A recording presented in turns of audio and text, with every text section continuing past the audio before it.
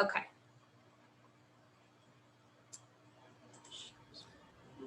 So we're recording this for folks who weren't able to make it to the call. So, all right. And Sean, do you see my slides again? yes, you're good. Okay. Thanks, Jen. Thank you. All right. So we'll get started. I'm going to introduce Dr. Sean Moore, who is our program director with iTHRIV, has many other roles here at the University of Virginia, but for this purpose, he is our program director for the iTHRIV Clinical Studies program. So Sean, take it away. Yeah, hi everyone. Glad to be with you. My initial experience in iTHRIV was actually as a recipient of one of these awards, and then for the last year and a half, I've had the pleasure of working with Jenny in directing the program, who makes the job painless and easy and fun. And it's been a joy seeing what people have been able to accomplish with their awards. And it's really cool to see the breadth and depth of research that's being done across iTHRIV institutions. So this is a fun hat that I wear here. So why don't we launch into our slide presentation? All right, so what is iTHRIV? It is a clinical translational science award, CTSA. So CTSAs are 60 elite hubs across the US. And there are regional, in our region, there are CTSA awards at Children's National in DC, VCU's Wright Center, and then iTHRIV involves our institutions, so UVA, Virginia Tech, the Carilion Clinic, and the Inova Health System, and we're also supported by the Center for Open Science and the Licensing and Ventures Group. This is an award that began in 2019, and our the principal investigators of this award are on our top right, and so these are Don Brown in the School of Engineering, and he's the founding director of the Data Science Institute at UVA, and then Karen Johnston is a vice president for clinical research at the University of Virginia, and a former chair of neurology here at UVA. So this is a $23 million mechanism, and within that $23 million, they've carved out $200,000 per year for pilot and feasibility funding.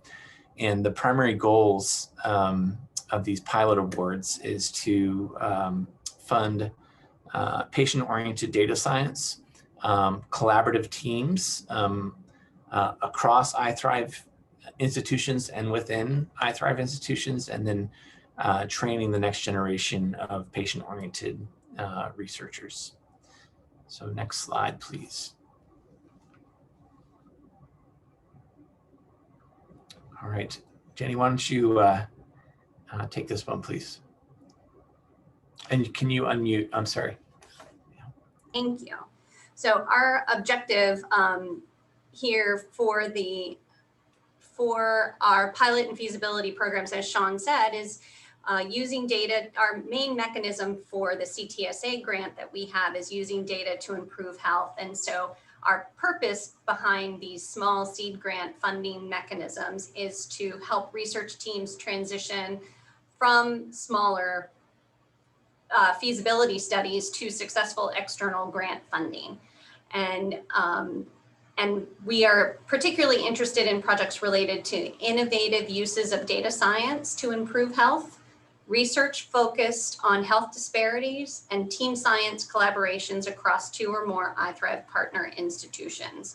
That does not mean we're limiting those opportunities for funding, but these are the projects that will pique our interest that we are looking for.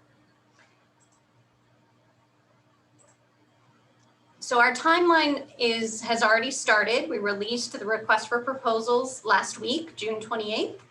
We're having our information session today. These proposals are due August 30th by 5 p.m. Proposals will not be accepted after 5 p.m. Eastern Time on August 30th, 2021. Please note these are one-year awards, and so whatever you're planning, your proposal that you're planning, you need to make sure it can be completed within the 1 year. We are planning to notify recipients who are receiving the awards by around October 25th. Don't hold us to that date, but our plan is to try to let everyone know who's going to get funded by October 25th. And award date the start date of awards is planned to be February 1st, 2022. So you will have some time to prepare IRBs if needed and get all regulatory approval processes before your award start date. So that should give you a jump start, which is why our timeline is so long. There is an NIH approval process requirement that we are bound by because we are, this money is NIH funded. And so that process is different from the normal granting process, and we will help you with that, but that's why we want to get that started as soon as possible. Eligibility for anyone who's eligible, you must have an interdisciplinary team. That is a requirement. Multiple PIs and co-Is are strongly encouraged, especially if you have multiple institutions. We would expect that you might have multiple co-PIs. You must be able to be the PI on an external grant at your institution. At several institutions that including UVA, that means you must be a faculty member. At Carillion and Inova, the word faculty member is not always utilized, and so please check with your grant administrators to find out if you are eligible to be a PI on an external grant at your institution. Multiple institution projects must include at least 2 separate iTHRIV institutions, and that is to be eligible for the higher amount of funding, which is $50,000 per year. And this is, again, you can see we've had several years worth of funding now under our belts. This will be our 4th funding cycle. And we've had an increase in submitted proposals every year since we've started.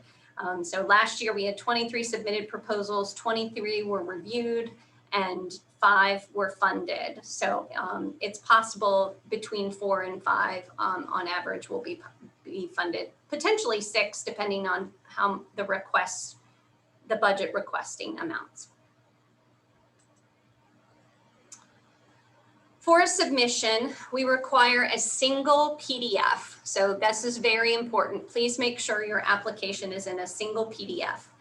The application cover sheet is found on the website. I've provided the website in the chat a couple of times, and it's also on the slides, but please check out our website for the application cover sheet. Please make sure to download that application cover sheet and save it onto your own computer before you begin filling it out. It won't let you save online. It is not an online form. It is just a form that needs to be downloaded and filled out.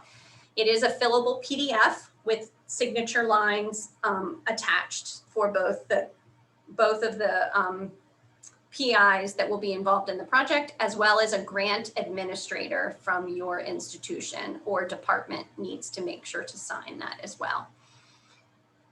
We are asking this year that abstracts be presented with your submission, and that is 500 words or less, and that needs to be in lay terms where possible. We're going to use these abstracts to provide to our community reviewers. So we have community members that are willing to review proposals for us as well. And we feel because this is government funded money, and it's important to engage with our community regularly on our research topics, that we want to engage and figure out what do our community members think about these projects as well. So we get their feedback as well as scientific review.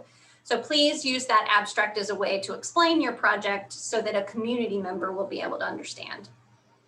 There is a 5-page project description, and you can see here we request the specific aims, impact, research plan, description of team science, plan for community engagement, timeline, and plan for follow-on funding or subsequent research studies.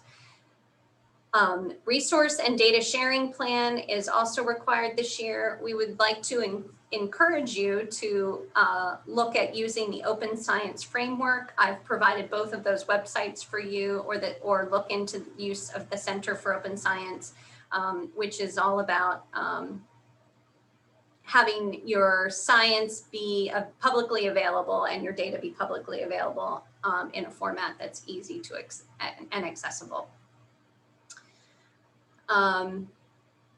There is also an NIH formatted budget and budget justification template found on the website. Please use those templates for your submission for your budget, for building your budget. And please note that if this is a multi-institution proposal, that you must include a budget and budget justification separate for each institution. So if you're requesting a total of $50,000, you need to have 2 budgets and budget justifications, one for each institution, but the amount does not need to be equal. And we'll go into that in just a minute. An NIH style biosketch for each key personnel. We are requesting that you use the new updated biosketch that is on the website, and we have linked to it. The NIH's biosketch template was updated just recently, and we are requesting that you use that template. Budget guidelines. I'm going to let Kayla talk a little bit about budget guidelines.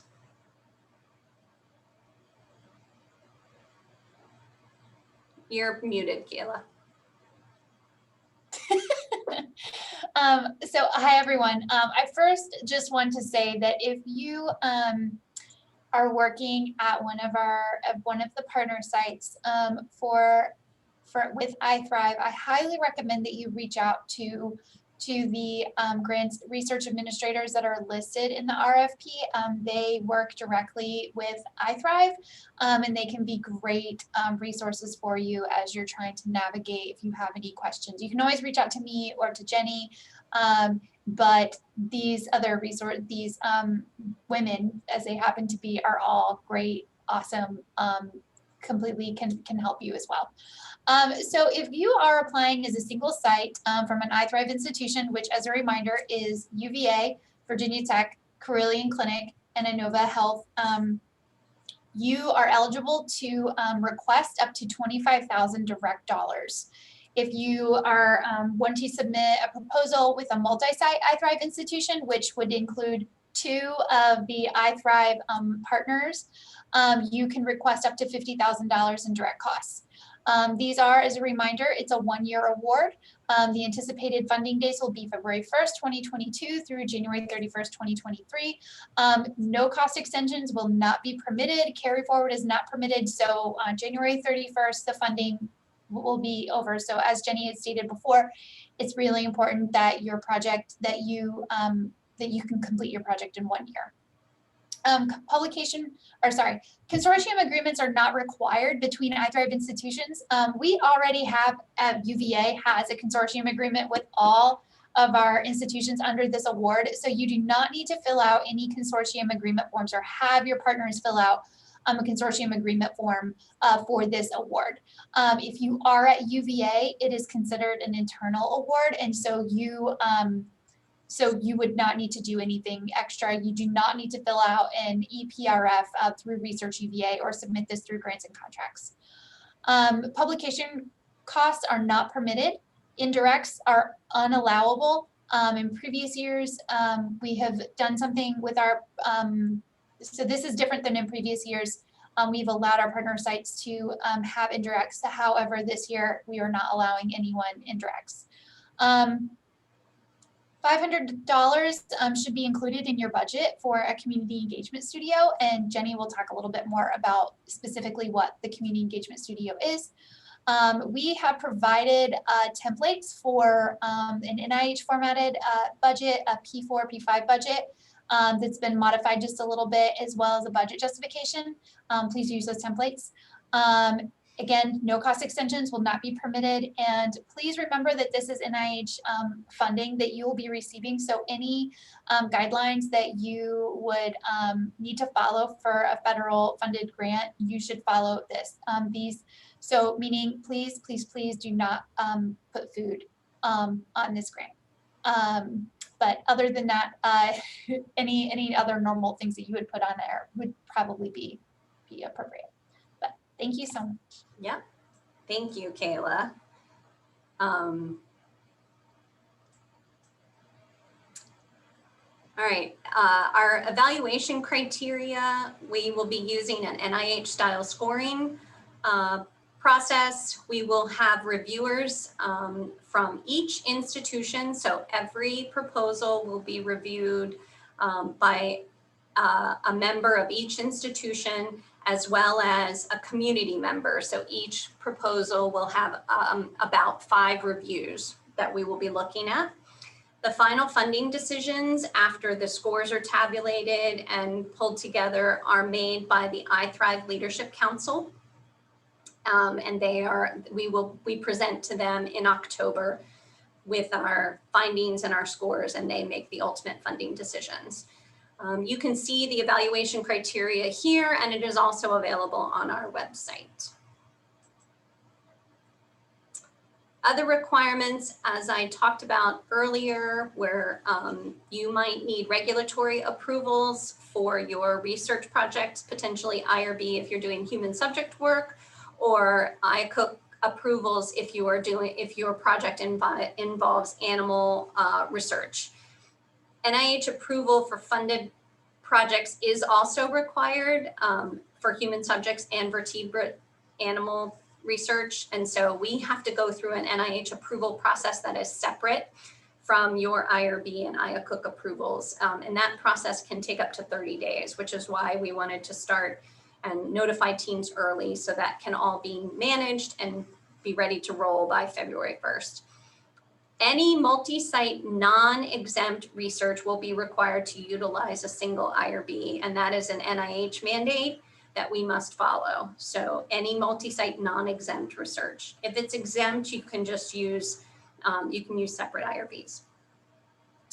Projects must be completed in 1 year. We cannot say that enough because we say it 6 times. Community engagement studios. So this year we have decided to bring in something new.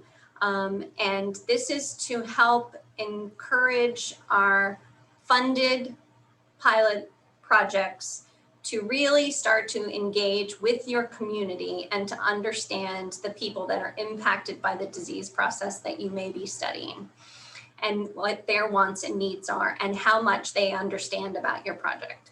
And so we have this mechanism called a community engagement studio, where a researcher presents his or her research project to a group of community members who may in some way be impacted by the disease or illness that you are studying. And you have the opportunity to ask a couple of questions of those community members that might help you focus your research in one direction or another. It usually lasts about an hour and a half. It's done virtually by Zoom. You'll get a report back about how the studio went from the participants. The reason we ask you to include $500 in your budget is we compensate the community members that participate and give them a $50 gift card for participating in providing input into the research that we're doing. And we usually have about 5 or so, 6 community members. So if the full $500 is not needed, you will be able to use that, rebudget and use that in some other place for your research project.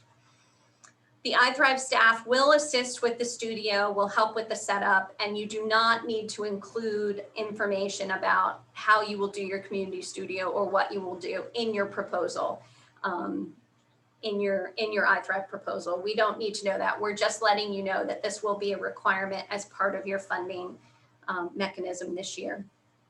So all funded projects will be required to do one studio.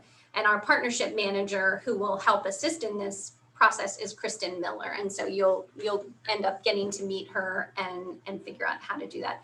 These studios, we will recommend that these studios be done towards the end of your one-year project as you're beginning to think about what is next, and what the next steps might be for your research. And so that would give you an opportunity to really engage with the community, disseminate your results of the pilot project, and then talk about what your next steps might be. Also in this slide deck, we've included some support services. We strongly encourage, if you have not already, to meet with a biostatistician or a data scientist at your institution that can help you in thinking through analyzing your data from the beginning. So there are easy ways to access those for each institution. Please feel free to use this. The slide deck again will be on the website, so you'll have access to these resources there.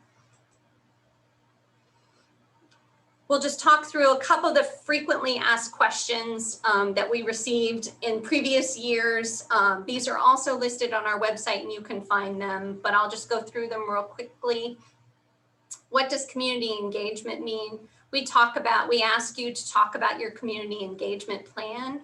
And we really want you to talk about who your stakeholders are, who are your end users of your research, and how will you reach to them? How will you disseminate to them the information that you're learning in the research? They can be a real critical, our community members can be a real critical and meaningful part of the research process. And we need to be including them at every stage of our research.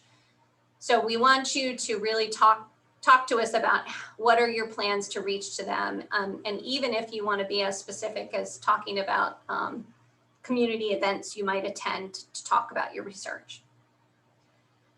Are indirects allowed to be included in the budget? And Kayla spoke to that. Indirects are not allowed this year. So please do not include them in your budget. They will not be provided, but they can be used to supplement cost share at the iTHRIV institutions. Is that correct, Kayla? Did I say that correctly?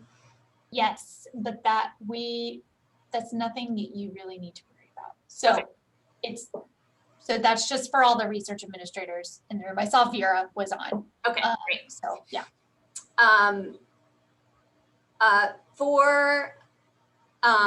Are references considered part of the 5-page project description? No. References are separate, as are the abstract, the resource data sharing plan, budget justification, and NIH biosketches. So the 5-page project description just includes those pieces that I showed on the previous slide, which were the specific aims, the research plan, all those things. Everything else is considered a separate item, including the application cover sheet. Are PIs and co-Is required to have effort on the grant? And the answer to that is no. PI effort is actually discouraged with this limited funding. iTHRIV anticipates the majority of the funding will be needed for supplies, support staff, statistical support, etc. So while PI effort can be included, it is not required. Oh, sorry about that. If this is a multi-institution project or are separate budget and budget justifications required, the answer to that is yes. Make sure you include a separate budget and budget justification for each institution, and no indirects are allowed. Do proposals require review prior to submission by the Grants and Contracts Office? And Kayla talked about this, but I want to make sure we say this one more time so that you're clear. For UVA budgets, even if it's considered a subaward from another institution, if you're going to be partnering with, and Virginia Tech is going to be the prime award site, no, you do not need, this does not need to go through the Grants and Contracts Office at UVA. There is no EPRF required, but please make sure, and we highly recommend that your departmental research administrator review and sign the application cover sheet. And that's for UVA. For all other institutions, please follow your guidelines and policies, but remember that consortium agreements are not needed. So please, if you have questions about that, Kayla is the person to reach out to, and I've included her email here. Yes, and you can have your research administrator reach out to me if they do have questions. Please, please, please just let me know. I'm more than happy to answer emails, phone calls, whatever. I would rather you all feel confident about your submission than question like what you're supposed to do. If this is a multi-institution project, are budgets required to be split evenly between institutions? And the answer to that is no. The budget should be comparable to the work being done at each site. Now, that being said, if you are going to have, a collaborative proposal and you're asking for $50,000, but only $1,000 is going to one of the sites, we might not look favorably upon that, because that feels more like a single institution project than a multi-institution project, but they do not have to be split evenly. So please consider that when preparing your budgets. And does any information about the community engagement studio have to be included in your research plan? And that is no, it does not need to be included in your research plan. And you do need to include $500 in your budget and budget justification for the community engagement studio. And you do need to talk about what your plan for community engagement is, but you do not need to specifically talk about a community engagement studio because this is new to you and you wouldn't necessarily know what is expected at a community engagement studio. So we're going to allow the rest of the time for questions. So you can either type them in the chat, or you should be able to unmute yourself and ask your question. So we will open the floor for questions, and I'm going to stop sharing. But I will remind you again that we will have this presentation is being recorded and will be available on our website, as well as this slides presentation will be available on our website, hopefully in the next day or two.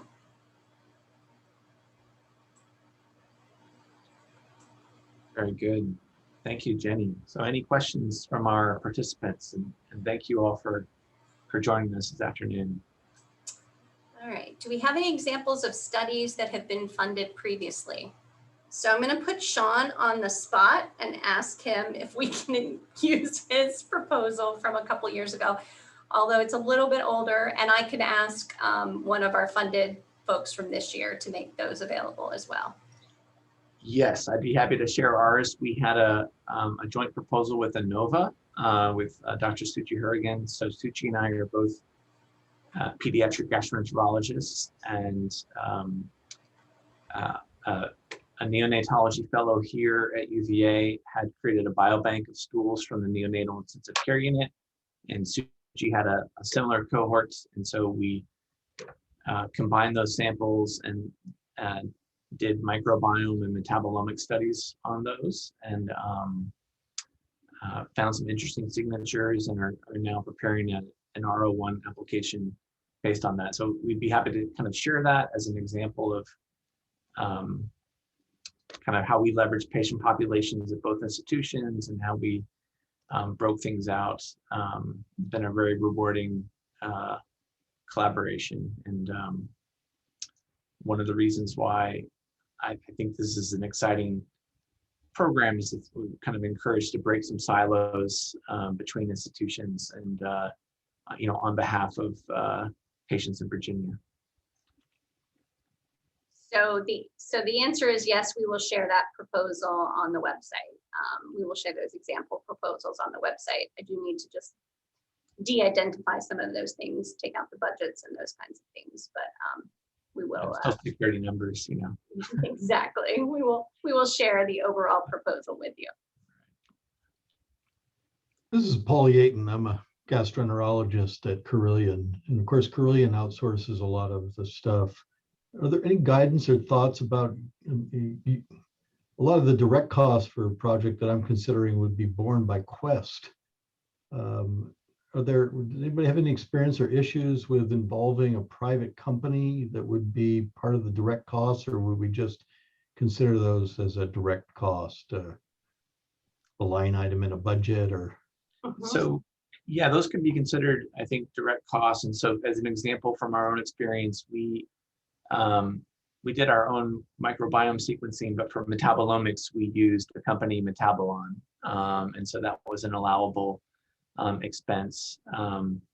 If, one strategy might be if there's a particular assay that's maybe offered at Virginia Tech or at UVA or Inova that you could use sort of a laboratory partner within iTHRIV instead of Quest, that might be strategic. But if it's a unique rare assay that's only available via Quest, then that would, and you can justify it, then that seems reasonable. okay, that's helpful. Yeah, and Vera Holland, who's also on this call, can probably help guide you as to how those contracts work once the money comes to Carillion and how that will flow.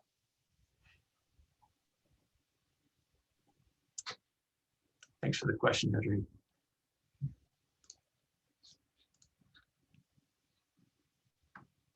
Are there any other questions? All right, I want to put a quick plug in for the value of the community engagement studios. I did not know what to expect, but I've been peripherally involved in two. And the feedback and excitement that you get from people as you're sort of sharing your ideas, I think as scientists, sometimes we're guilty of saying, like, here's our hammer, show us your nails in the community. And it's an opportunity to hear from community members the questions that they think are important and what they would like to see their sort of tax dollars accomplish in terms of science. And the two that I've had a chance to be involved with have been really eye-opening, and it's been a good experience. And so please don't look at it as sort of micromanaging your budget or your application, but really look at it as an opportunity to engage in the middle or at the end of your award period with the people that you want to help with your science. So.